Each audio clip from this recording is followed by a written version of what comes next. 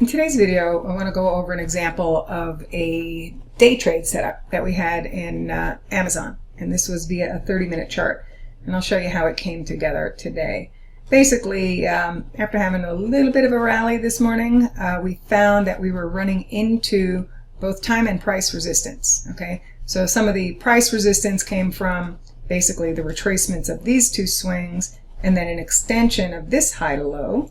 And then also you can run the minor extension. There's another overlapping extension from the minor swing that came into this 1803, 1804 area.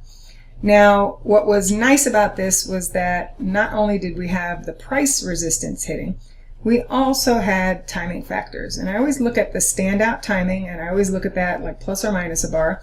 So, that's where the timing came in. It ended up making the high within 1 bar. And it ended up triggering a short. So let me show you what we use for some of the shorter term day trade triggers. For example, we can look at this 1-minute chart in Amazon.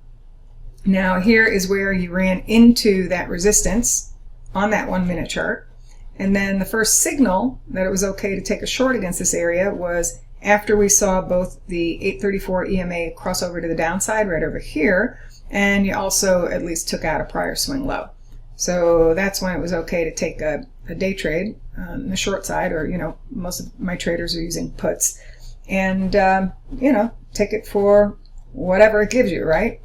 And then what we have to look at next, however, is what's going to happen on the flip side, because Monday we're going to look at the next decisions on the way down. You always want to take this work from one decision to the next. So this was the last key decision, but with this new pattern from the low, we have to watch for a possible resumption of the rally somewhere above this low, and the areas that stand out to watch for buy triggers, like I just showed you on the 1-minute chart.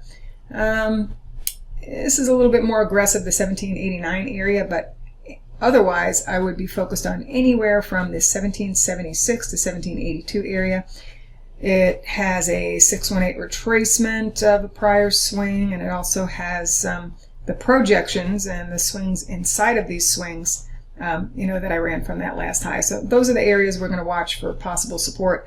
If you blow right through it, you can just stay with the short. But if you start seeing buy signals against it, you want to get out of the short side, and then also look to turn it around for a trade.